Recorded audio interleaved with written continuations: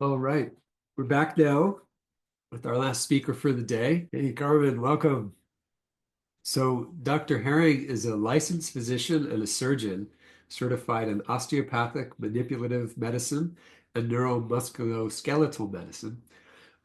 Once in practice, Dr. Herring completed a 5-year training in anthroposophic medicine as well. And out of a deep commitment to a whole person approach to healthcare, which includes body, mind, and spirit, Dr. Herring founded Live Oak Medicine, an interdisciplinary clinic that brings osteopathy, anthroposophic medicine, nursing, and artistic therapies all together under one roof. Thank you for joining us today, Dr. Carmen Herring. Hi, thanks for having me. Yeah, It's a what a pleasure to be here. what a wonderful combination of elements to help with healing. Yeah. Yeah, yeah, So so after talking with Jonathan just now and thinking about this question of healing really at the core of this, we can see the challenges with abstraction. That's why we partly wanted to bring you in today, was to have this element of recognizing that biodynamics is not just about plants in the ground, that the real ultimate purpose around it is about helping heal and evolve so that we have all the resources we can to fully manifest our potential. And I know as a doctor, you had some questions about how can I bring this into the biodynamic realm. So I wanted to start just with asking how your life path connects with the land. Is there a practice, a connection there that you have? sure. Um, yeah, I was contemplating this when I was invited to come speak today. What is my relationship to agriculture, to farming, to the land? And my professional path has obviously taken me on a very scholastic, academic, intellectual route. But it's interesting how our lives tell us stories in retrospect, and we start to understand how pieces come together. And both sets of grandparents on either side were both farmers. Um, my father's parents were chicken farmers in upstate New York, which is where I grew up.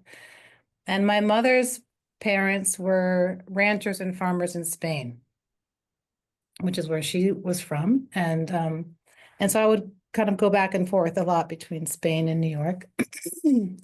And it was really interesting that as a child, we take in all sorts of impressions as an experience, and we don't have as much consciousness or mental understanding about what we're experiencing. We just have this experience, this kind of immediacy. And so the farm in upstate New York was very much a modern chicken farm. And so I would spend my time there looking at eggs and packaging cartons and, inspecting shells for defects, that kind of thing. I never stepped foot in the actual chicken Right. coop where the chickens live, right? No one wanted to go there. It was a very kind of modern mechanized farm. And my family were really interested in agricultural engineering, and my father had a PhD in that. And that was sort of their perspective, is how do we sort of maximize this as a commodity? Right. And then my family in Spain came from a long line of ranchers and farmers. These huge parcels of land that were mostly just wild, where they moved different herds of animals over the year. And it was, it, the farm was full of life. We had cattle and we had, pigs and we had chickens and we had crops and so my experience on that farm was very different. Long periods of time where I'm just walking, observing nature and observing animals in that nature and having especially dramatic experiences of the bulls because my family also raised bulls for bullfighting. Oh, wow. And it was incredible to watch them come in for feeding time, the males. And there was just one man on the farm who really worked with them and who could just walk among them as all the bulls were coming in to feed. And the stillness and the presence that he carried with him during that time of day was so powerful for me as a child. I could just feel the latent power in those animals. And I could feel how he was sensing them and moving and weaving between them. Um, it was an incredible education, I'll just say. So I just had a deep reverence for what that world was like and what it really meant to live among nature and animals in that way. Such a different way, right? There's a nice contrast for me. So when I went into my career path, um, before I actually encountered medicine, I encountered Goethe my freshman year in college, The Metamorphosis of Plants. And that really opened my eyes and a kind of way to understand what I had experienced in nature and the natural world and beginning to create intellectual ideas and concepts about those experiences. Mm. And that really lit me up inside and really opened up this love of biology and life forms. And that was followed close after with a lot of immersion into the Greeks. And I studied ancient Greek and studied a lot of the great Greek thinkers and just began to understand that there's this language between form and function. There's this Right. interweaving, right, between these polarities of what we see in the visible world and what's actually enlivening and giving activity and process to these forms, right? And so that became very interesting to me, and that led me into medicine. Huh. So I thought, okay, in medicine, I can really study both the body, the anatomy, and the physiology, and I can really try to understand how they work together for healing. Right. And osteopathy was a particularly wonderful path to do that Sure. because we paid so much attention to anatomy and actually learning how to perceive anatomy and physiology with our hands. Right. So for those of you who don't know, I mean, osteopathy is a field of medicine that started in the late 1800s and by a physician who just felt like the intellectual path of medicine was kind of dead, that there Mm. was no longer healing in it. And so he went back to really study what is health? How does the body heal? How is the body formed? What is the wisdom there? And how can we really cooperate and augment the healing powers latent in the body? And Huh. so he developed this manual treatment out of that. So the ability to kind of bring together sort of the intellectual side of medicine and then to bring in this perceptual side of medicine through the hands-on work. For Right. me, that's been a very deep path, I say a kind of initiation into these mysteries of health and illness. Beautiful. That makes me think about the moment my favorite moment in all of agriculture is transplanting this delicate little baby and it's the fingers, it's that subtle perception through it with all the consciousness behind it. Yeah, beautiful. So obviously there's this living in you of sort of these balancing. How did anthroposophical medicine come into that? Yeah, it's interesting. We have these wonderful kind of destiny moments. I was in my third year of residency at a hospital in New York, and I had a medical student assigned to me, and we would do the morning rounds together. She was, I think, a second year medical student at the time, and she herself was a longtime anthroposophist. She was a mature student. She was already in her 30s at that time, had been translating texts from German, Steiner lectures from German into English. She was really steeped in the world at threefold community, Mm. and which I knew nothing about, although I was just a few minutes away from it. And yeah, on the third day of her rotation with me, she said, "Carmen, you're an anthroposophist. You just don't know it."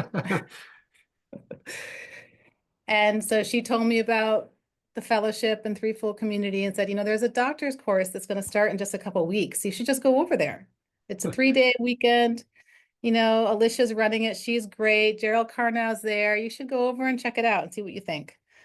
And amazingly, my director gave me permission to do that, which is completely unheard of in residency. I asked, he said yes, and so off I went, and I experienced something deeply moving for me because the seeds had already been sown. I was already sort of steeped in this world of Goethe and of the great, wonderful Greek thinkers, and so when I was starting to read Steiner and study in community, I felt like I was back in my home. So Yeah, it was wonderful. beautiful. And that wonderful student went on to become a neurologist, Kathy Sims O'Neill in upstate New York, and she's doing great work there. So I'm forever grateful for her. Yeah, those destiny moments. That's amazing. Well, you were going to share with us today about biodynamics and the body of the earth. Do you have slides you'd like to share or? I do. I have slides. Yes. All right. Beautiful. So, I have a lot of slides and we don't have to get through all of them. As an educator, it's just very easy for me to default to like giving lots of information. And I asked Matthias, I said, do you think people want slides? Is that helpful? He said, oh yeah, slides are great. Um, but he didn't know that meant I was going to make 40 slides. So we'll just start and we'll see how it unfolds. I don't love slides because it's already like a snapshot of my thought process, and I'd rather be sort of unfolding and studying with you all as we go. And really, this is meant to be a collaborative study. This is sort of the medical view, how we understand things through many of Steiner's lectures. And it would be lovely just to go back and forth and talk about, what's the agricultural view and how do we, because I have to say, I'm very moved by the way the agricultural lectures have certain correspondences with the medical lectures, and particularly the young doctor's course has really touched me. So I've been kind of weaving back and forth between the second lecture of the agricultural course with some of the lectures from the young doctor's course, and really working with how Steiner gives us these beautiful pictures. So again, this is meant to be a study, a collaborative study, but here we are, and I'll just give some pictures, and we'll see how it goes. Wonderful.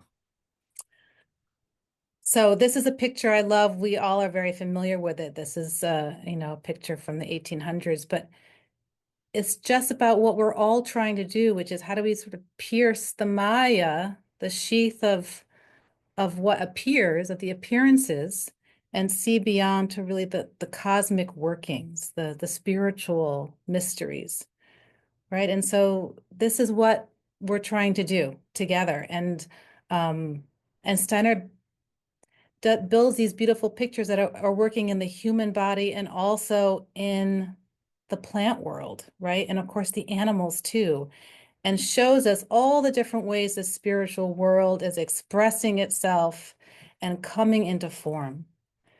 And so it's this beautiful sort of this weaving back and forth, the spiritual world coming to expression through the physical world, and the physical world then also offering its wisdom, its experiences through its activity here back to the spiritual world again. And so we're just going to be keep talking about how these are interweaving. So I love just starting with observation of the natural world. And as one of the speakers mentioned today already, it's like that's the way Steiner tells us that we really are gaining insight now into the spiritual world is through nature. We have to go through this sort of, again, the Maya, you could say, the lens of the natural world to learn how to read the signatures once again that lead us back up into these great cosmic laws. So Steiner talks about two fundamental experiences that the human being has between the human being, the individual, and the natural world. And one is perception, that we look out with our senses and we have experiences, we have impressions that come to meet us, direct sensory experience. And this is actually the cleanest, most objective, let's say, most pure form of gathering knowledge, that we just have this sort of neutral observer that just gathers in sensory experience. And then we internally have a thought process. We have a thinking process, cognition, that we're actually forming ideas about what we're sensing, right? These are concepts about our perceptions. And this is actually the subjective piece, our ideas about what we perceive. So here's just a quote from Philosophy of Freedom. The percept, which is the perception, is the part of reality that is given objectively. The concept is the part that is given subjectively, which he calls intuition.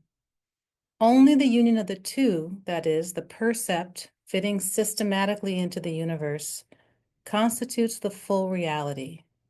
If we take more percepts by themselves, we have no reality. I'm sorry, if we take mere percepts by themselves, we have no reality, but rather a disconnected chaos. If we take by itself the law and order connecting the percepts, then we have nothing but abstract concepts. Reality is not contained in the abstract concept. It is, however, contained in thoughtful observation, which does not one-sidedly consider either concept or percept alone, but rather the union of the two. And it's this union, I think, that we are all talking about, which is this middle space, right, between the physical experience and between the intellectual experience. And it's this feeling soul life that's happening in that middle space, right? That's the inner experience that we build up in our soul.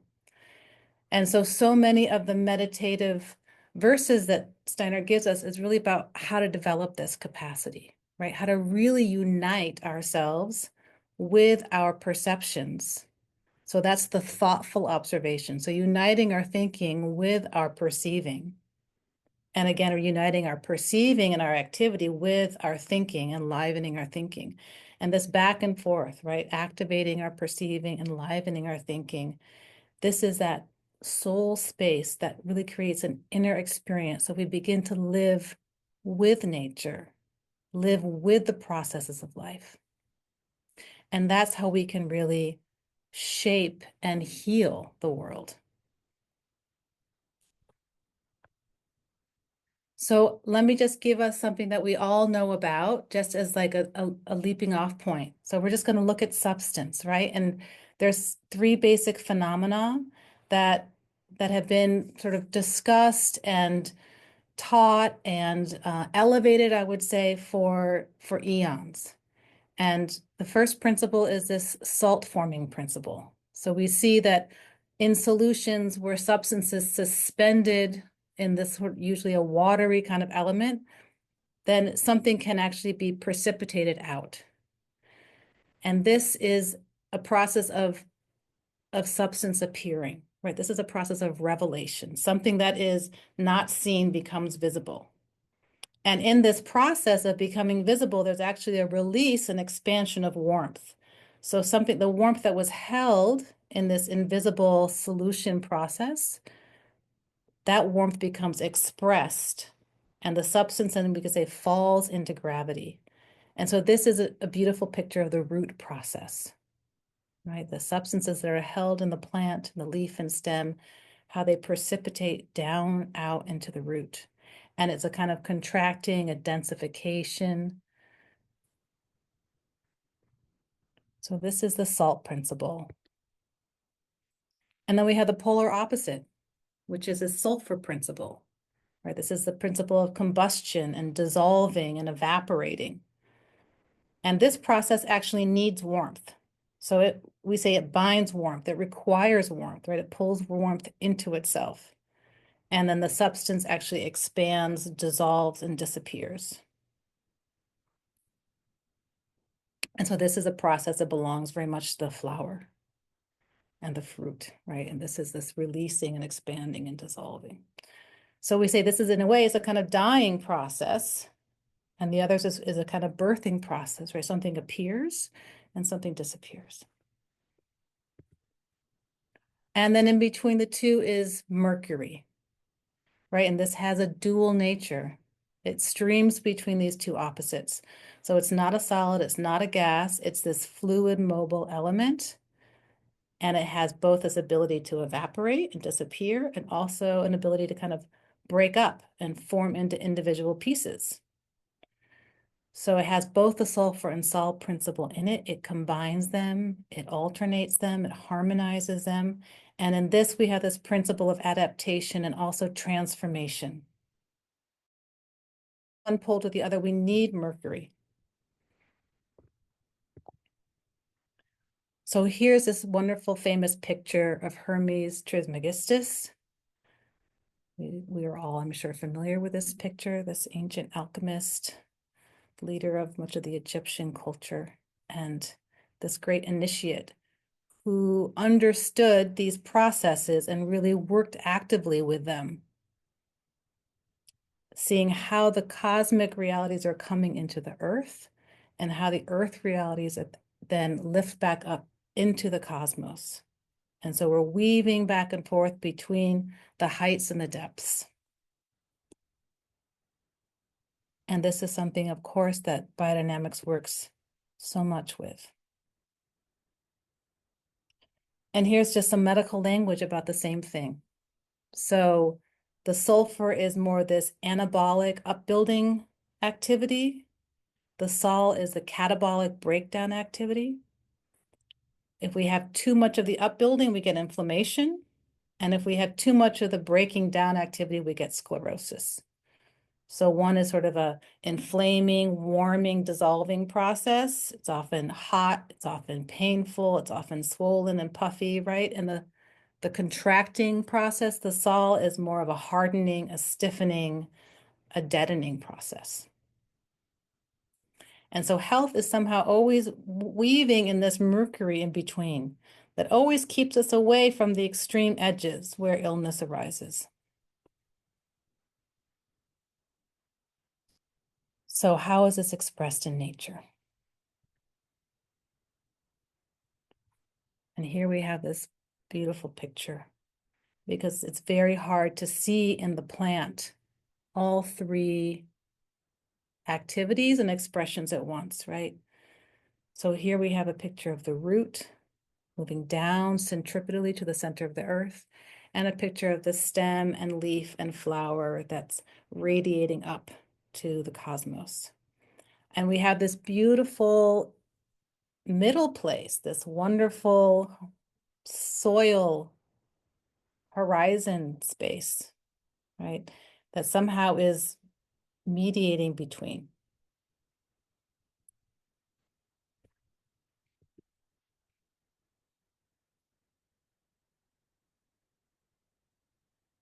All right, so now I'm going back into just talking about how this relates to plants. So with the sol principle, we have the root, which we all know so well, absorbing and contracting and precipitating down into the earth. A very active sensing process there, much more awake. And in the flower, we have sort of an inside out process. So the substance is actually just dissolved and releases, becomes aerosolized in color and fragrance, right?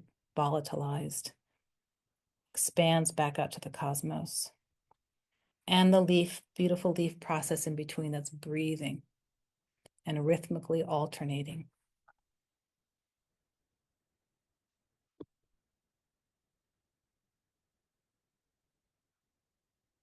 So this is back to what I was talking about uniting our perceiving with our thinking. And Steiner says, what is necessary is to take one's start from what can be experienced. And things that can be experienced must be deeply united with our whole being, if it is our aim to place ourselves in service of the shaping of the world. And that is what we are doing when we heal. So I love this picture of shaping the world, right? That something has happened to the world that is out of connection, out of harmony, and it actually requires human activity right? To build back up that relationship, that right relationship, that we actually are the remedy as human beings. We're not only the illness, we actually are the remedy. And so how we interact and how we unite our head, our thinking with our willing, right, is all about this healing work that we're all involved in here together.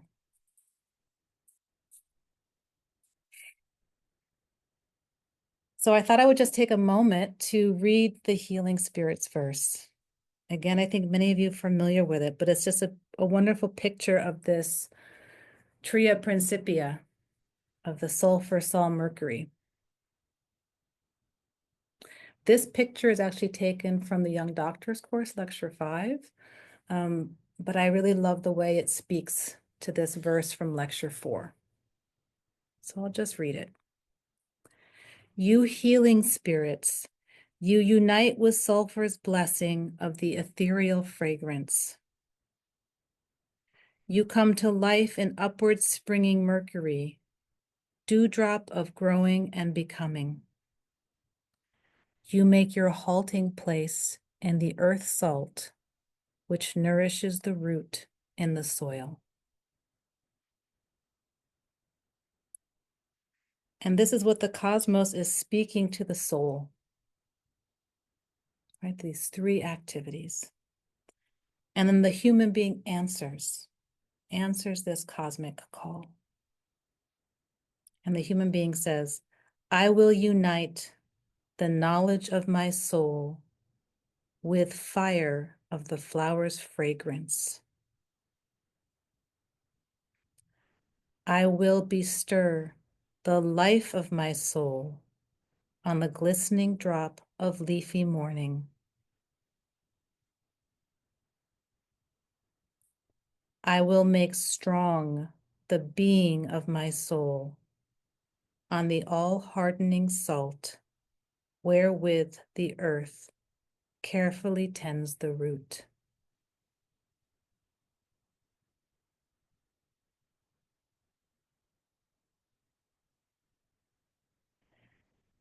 And as we live into this verse and this meditation, we feel the way that Steiner is really working with uniting our thinking into the depths of our experience and our feelings back up into the heights.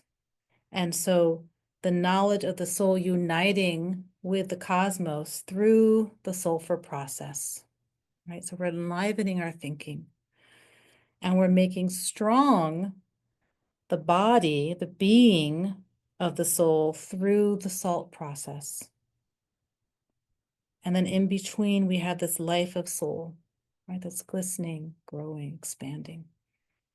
And so he gives us this picture too in lecture 5 of Young Doctor's Course, where he says that when we really unite our souls with the root process, we feel the roots moving.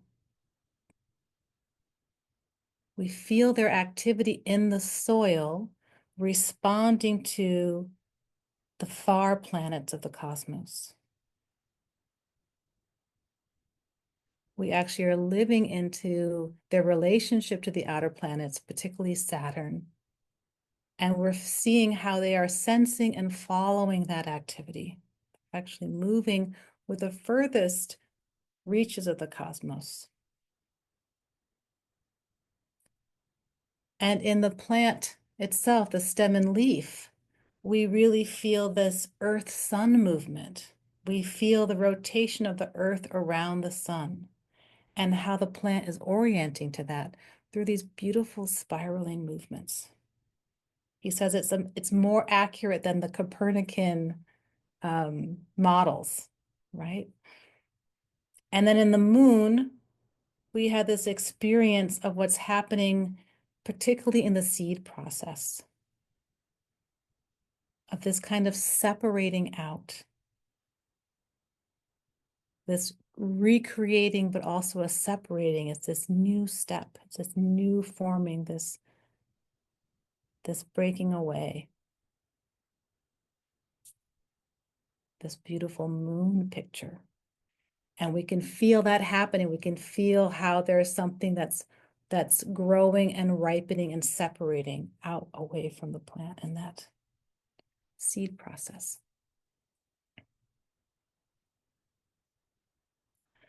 So with these kinds of inner pictures, we can just go a little bit more into what we see in the farm, right? This is the life of the farm. This is what we see. This is what we experience.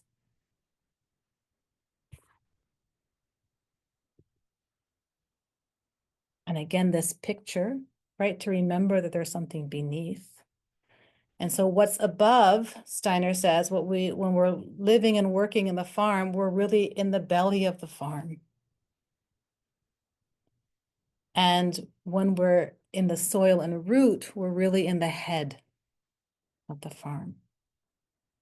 And at this soil diaphragm place, we have this meeting place, this separation between the belly and the head. He says it's very much like it is in a human being, right? And we'll just talk a little bit about that. So here we have the plant upside down. So we have the human being in the way, oops, how we're used to seeing the human being, and the plant's turned upside down. And so in the root, we have the nervous system that's mostly concentrated in the head. It's this wonderful sensing activity, and everything's kind of contracting, moving toward the center, right? It's really receiving. And in this case, it's really receiving forces from the cosmos, right? These are the outer planets that are really speaking to the root and speaking to the head. It's that the human head lives in a picture of Saturn. It's just suspended in this warmth. The warmth is like a warmth soil, he says. The human being head lives in a warmth soil versus the plant living in a earthy soil, the plant root. And then in the breathing and the heart circulation, we have this rhythmic system, this mercury streaming back and forth, contracting and expanding. And then in the belly and in the limbs, we have this radial expansion where we're breaking down and dissolving and warming. So here's another image of that.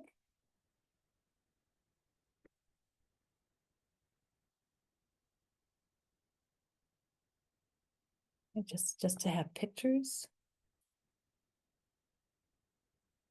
And we can get into so much detail of understanding of why is the root very differentiated and divided, or why is the root very unified and centralized? And same thing with the plant above. Like we can start to see how these different processes are weaving. Is there a lot of sulfur process in the root or a lot of sol process in the root, and how that would express itself differently? Of course, you guys know all about this. I think about this on a human medical level, but it's the same principle. So here's a slide with lots of words on it. Let me just see how we're doing with time. Okay. So the belly above in the plant world corresponds to the abdominal organs. So Steiner says that the forces, these earthly forces of warmth, of air and moisture, and even homeopathic substances that are living in and around the plants, these are actually correspond to human abdominal organs. And this is a conversation, a place of research. She doesn't tell us exactly, but I'll say, like, medically speaking, when we think of warmth, we think of the spleen. It's definitely an organ of warmth. When we think of air, we think of kidneys. Moisture very much lives in the liver. And substances that build up the body lives very much in the lymph. So this is a way we think of this, you know, in medically speaking, how we're imagining how these earthly forces are working in the human being. And he goes on to say that up above the soil, that it's actually a dead warmth and a dead air that's living there. That's actually what allows the human being to even be awake. If the human head was in a living soil, in an earthy soil, we could say, where there's lots of living warmth and air, we wouldn't have very much consciousness.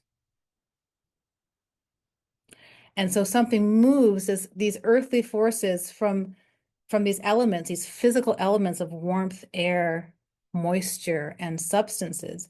This actually moves into the earth through these earthly forces, especially they get pulled down, and it actually becomes transformed in the earth. So what's dead warmth and air above becomes living in the soil. And what's living water and substance above becomes dead in the soil. So there's always this weaving. And think about this means. And then these cosmic forces that are really listening to the outer planets deep in the soil that are infused with this living warmth and air from this cosmic realm brings back up these living qualities back up to the plant above the soil. And Steiner says that what lives in the plant root is very much similar to the human head, especially in childhood. So we say the root really supplies all these forces for growth, right? Out of the seed comes the whole plant. And in a similar way, out of the head comes the whole body. And I'll show you a picture in a minute of that.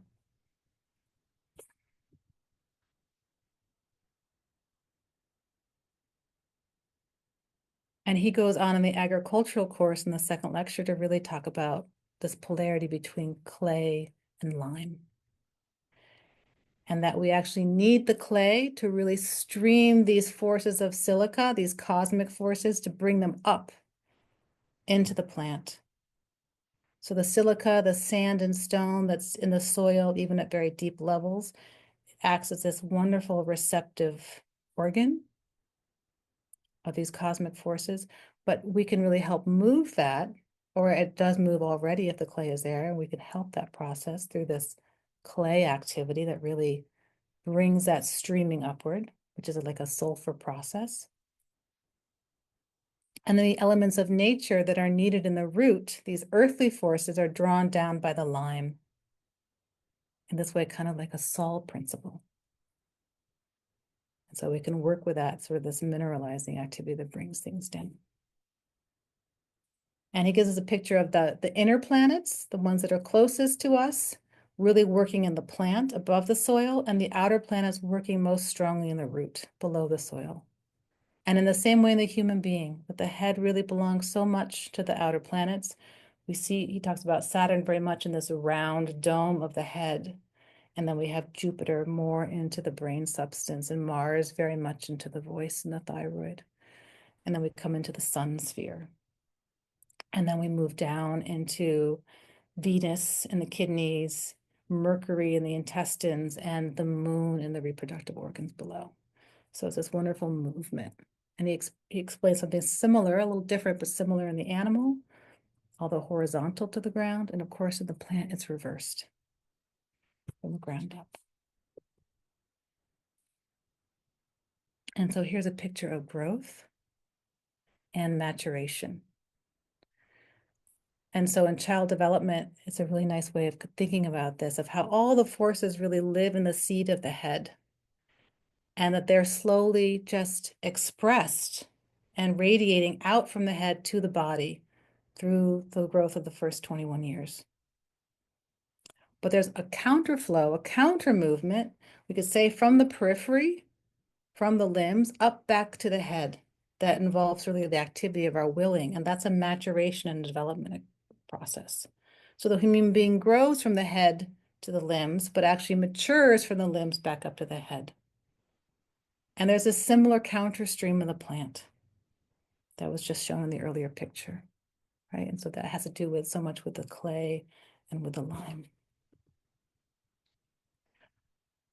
So just to speak for a moment about nutrition, because it's so interesting how this works in a similar way. Steiner tells us about a kind of sensory nutrition, that the physical body, the metabolism, and the limbs, the musculature, the skeleton is really built up by a sensory nutrition through what we take in through our senses and even through our breathing. But there's these minute substances that we breathe through our senses and through our lungs that actually build up our physical body. And the digestion of food is actually what builds up our brain and our nervous system. So the food that we take into our bellies and into our digestion, that activity and those transformed substances radiate up into the head and into the nervous system to regenerate it. And then vice versa, right? The sensory activity is what actually builds our body. It's this beautiful picture of this counter streaming, right? We see how much we're nourished in these different ways and how this connects to what we could call the humus activity, or with the silica activity, the sand activity, I think the clay. Oops. So another way of thinking about this is with the seasons, right? Of summer, winter pictures. They give us a picture of inflammation and sclerosis if we were to exaggerate them and take them out of balance. So when we have too much flowering process, it's like a summer picture, right? Or too much root process is like a winter picture. So here we have these same landscapes side by side, and we can feel into the quieting that happens on the surface in the winter.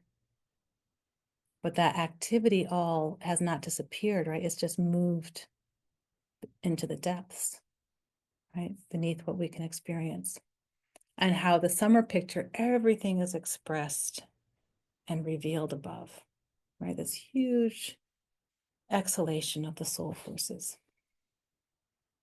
And I just love this picture because it just shows how much growth happens beneath the soil in winter, right? All this activity goes down into the depths. And in the human being too, very much, our central nervous system is actually really going through a growth phase and a repair phase in the winter months versus what happens in terms of regenerating the body in the summer.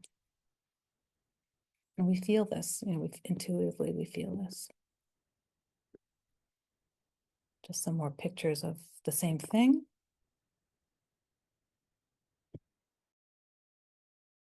What happens when these sol-sulfur processes come out of their proper relationship, right? If too much sol is in the flower or in the belly, we could say, or when too much sulfur is in the head or the root.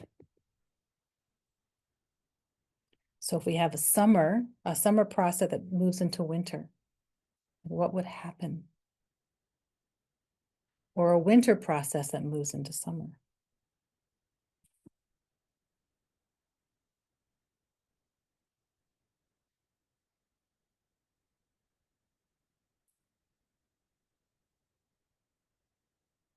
And so here I'm just going into some more detail about that. So if a winter kind of hardening, contracting process in health happens just in the head, but if that were to move into the belly, we could say, oh, actually I have it set, I've written it differently here. If the sol process moved into the belly, then we would get a lot of hardening and contracting into the digestion. So that's what I've written down below here. When sol comes into the digestion, a lot of GI illnesses. And when the summer process comes up too much into the head, we'll get all sorts of head congestion and respiratory illnesses, which is sort of the picture of what happens in winter, right? The typical illnesses of winter are all in the head inflammation. The typical illnesses of summer are all in the belly.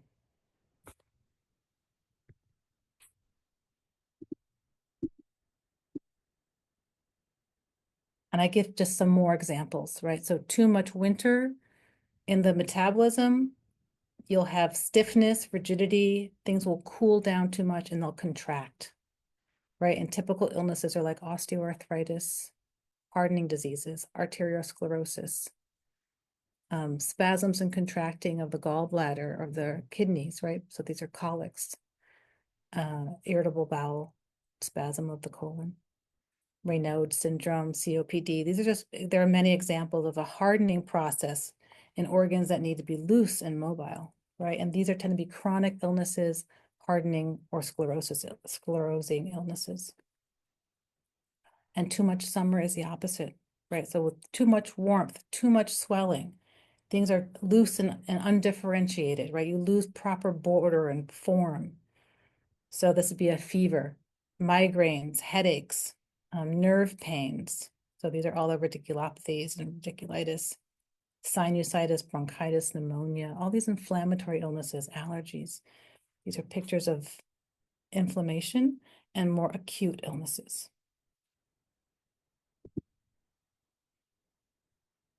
This is just a repeat of what we've already said. So just talking for a moment about remedies, we could think about, well, what would be a clay-like remedy? What would help the cosmic forces stream into we could say in the human being, into the metabolism and into the body? And for this, we often use plant-based remedies or vegetabilized metals to help with the cosmic forces really releasing, streaming. And then for the nervous system, we feel like it needs actually more sol strengthening, lime-like processes. We often use minerals if we really want to help kind of contract and contain. And then in the middle, we do a lot of remedies that have to do with the harmonizing activity of the middle realm. And those are the dorons, right? These very balanced threefold remedies. And also metal substances, which work very much in this mercurial middle sphere.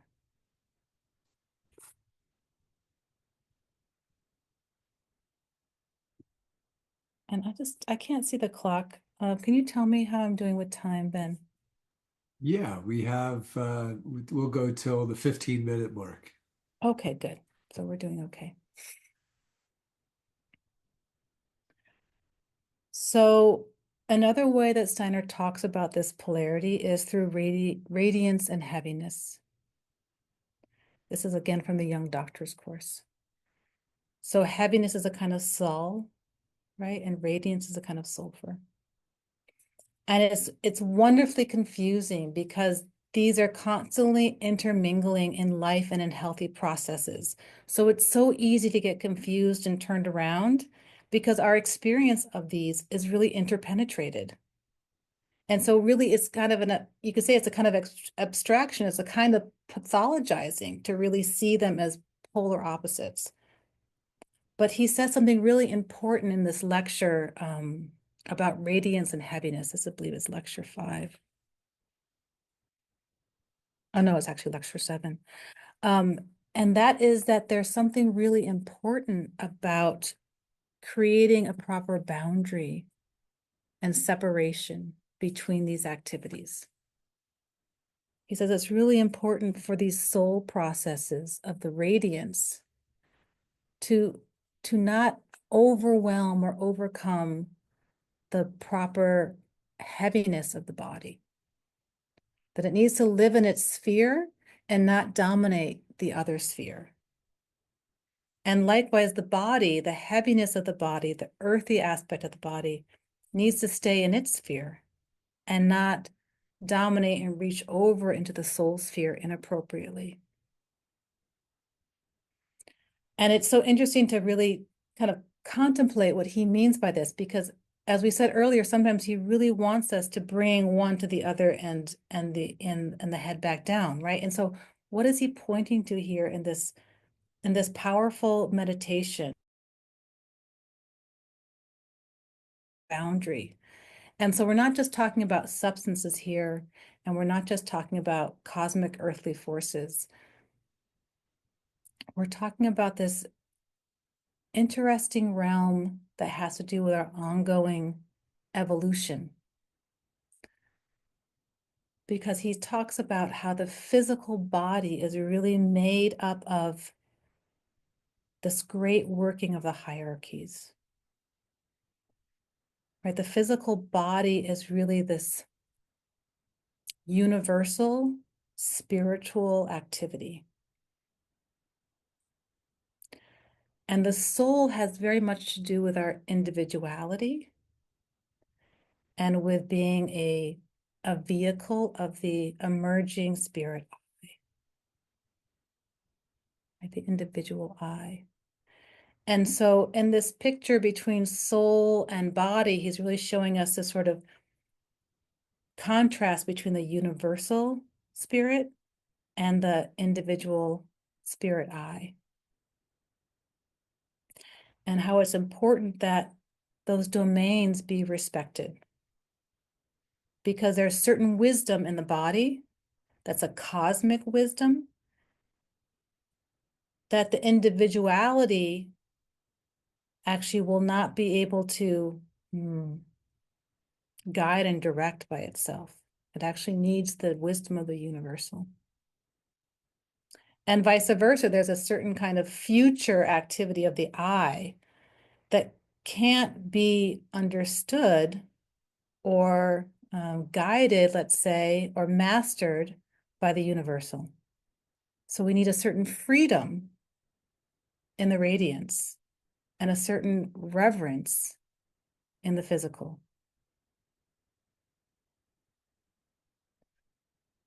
And again, we have this picture of a diaphragm between, right? This diaphragm that in this case is really like a proper threshold, an important threshold.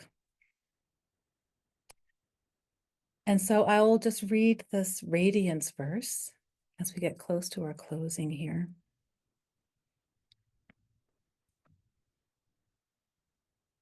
Again, this is lecture 7 from the Young Doctor's course.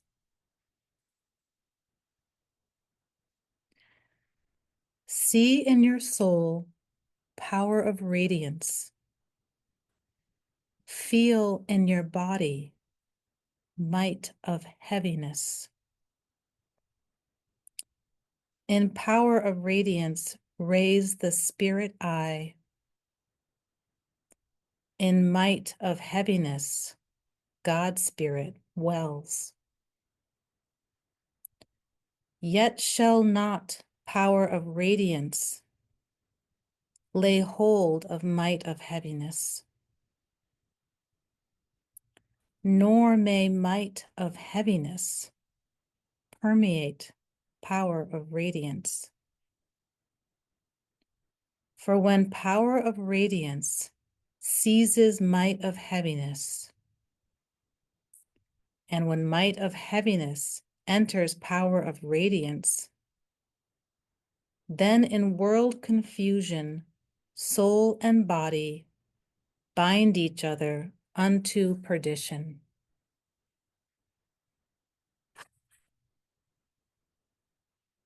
And perdition means illness.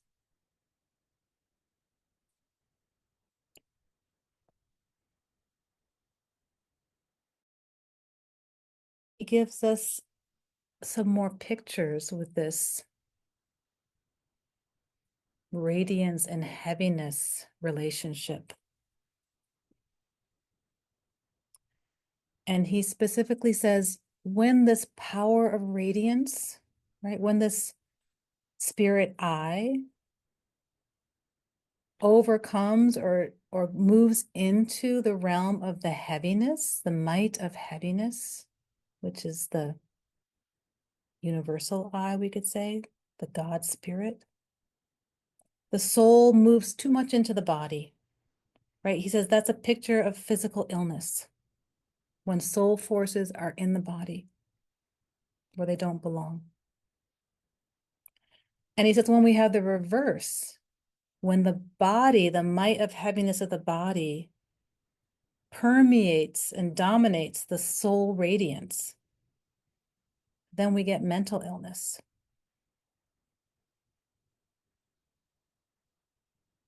So we can think about that, if what that feels like inwardly when the soul astral activity is too much in the physical body.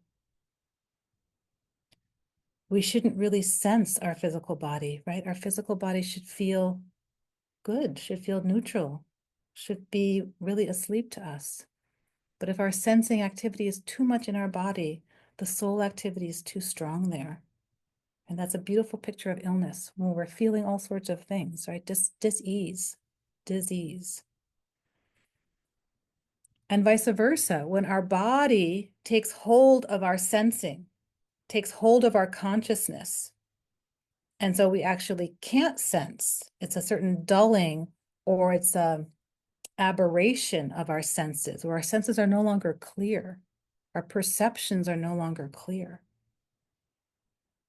Then we have a picture of mental illness. We can't perceive the world rightly. We have this real dysregulation with life.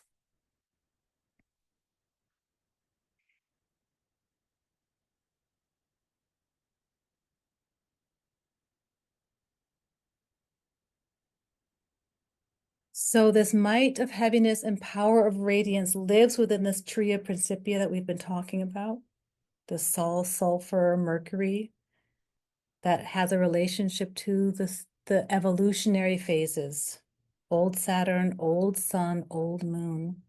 And he builds up these pictures beautifully in the agricultural course as well as in the young doctor's course, just from slightly different perspectives. And we could feel that, we're now in the earth evolution, right? This is the picture of the past. So now we're in the earth evolution. Now we're doing something new. And we all know we're particularly in this time of consciousness soul development, right? And so what does this mean for us today and moving into the future? How are we working with these pictures, these realities?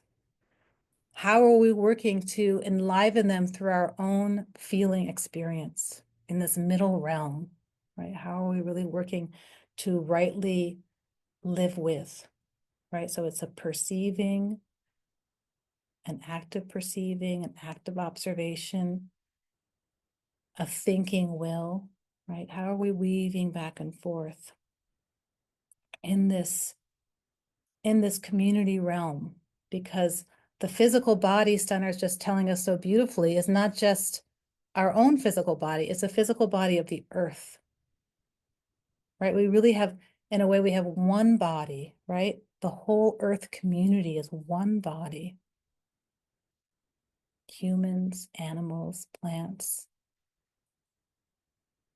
the soil itself, right? That we have one body, and the spiritual world is continually reaching in to enliven the physical world. And it's not just acting out its will in the physical world.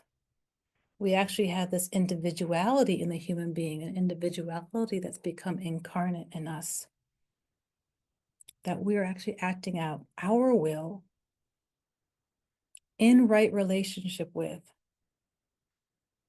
So how are we sensing the cosmic realities and also responding to those realities?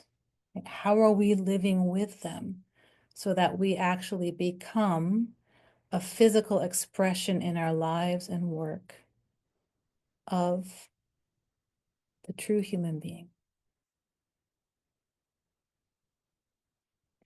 and thereby fructifying and gifting back to the cosmos this new reality, this new kingdom that we're creating on earth. So that is a picture we are all working with together. So in close, I will just say that I'm really happy to be in this conversation and in this vocation together with all of you. And I look forward to really building that community together. Thank you so much. Beautiful, Carmen. Thank you. This makes me realize how important the work we're doing is. Yeah, thank you for sharing this beautiful picture of the how closely it's tied together, and yet there is the individuality of the human, being as distinct from the plant being. Such rich pictures about the reversal of above ground and below ground. In the rhythmic aspect of it, that's the in the plant, you were speaking that's the leaves and the stem, in Goethe's picture, that's the expansion and contraction gesture that happens through that part of the plant. Um, and in the human, obviously, we're separate from the earth, so it needs this other kind of orientation. Can you speak more about how that rhythmic element, like obviously lungs and heart, the metabolism, but I know that the limbs also come into that as well. How does that work with the plant relationship, the sort of limb activity and the plant? Sure. I mean, gosh, that's such a beautiful question, such a beautiful contemplation. of how the lungs and heart are working as this kind of stem and leaf process. And I mean, there's of course the physical working of the heart and lungs, right? There's the physical respiration, and there's the physical contraction, expansion of the heart.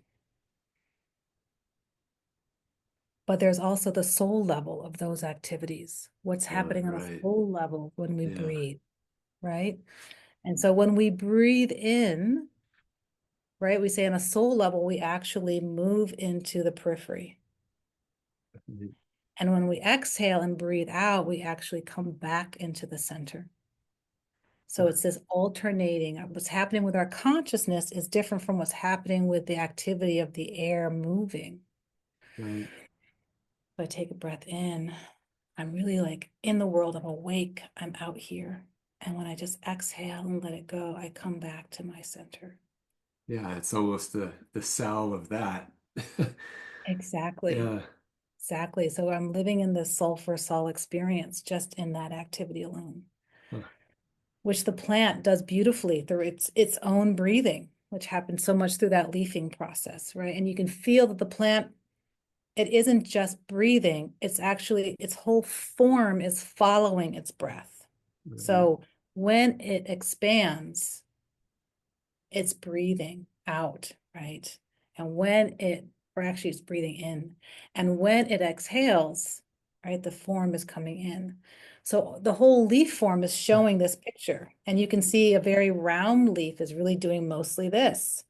And a Right. very serrated leaf is doing mostly this. And so it's already showing us, how it's breathing. Right. Yeah, its relationship to the air. Huh. Because I know on yesterday, Anthony was talking about the inhalation is also bringing in those cosmic forces, the astral and the etheric in some ways. And it's like bringing that exterior out to expand. You are becoming a part of that periphery in the inhalation. Yeah, beautiful. And the blood, of course, is more complicated, and it would take even more time. Yeah, It's a beautiful magnesium, kind of chlorophyll-like picture. right. Yeah, the iron and magnesium. Yeah.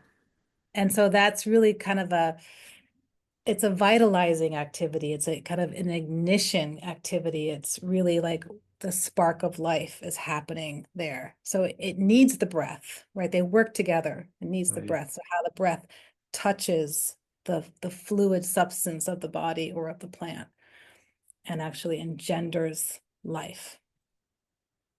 Beautiful.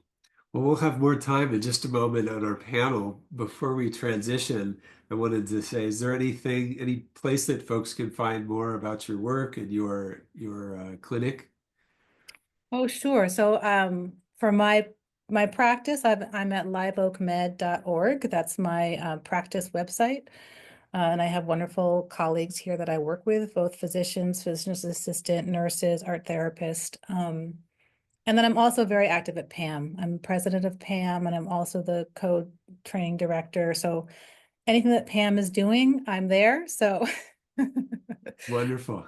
I will be at our conference in Loveland in May. So I know some of you will be there. So you'll see me. And yeah, that's my whole other life. A full So plate. yeah, Yeah. Well, wonderful. Well, thank you. Well, we'll give you a moment to kind of recenter. We'll welcome you back into the panel. We're going to start that at the half an hour. great. Thanks so Wonderful. much. Thank you. So wonderful to have such gracious folks sharing their wisdom with us today. At the half hour, that's in 9 minutes. We're going to welcome back Wally, Jonathan, Carmen, and possibly Matthias.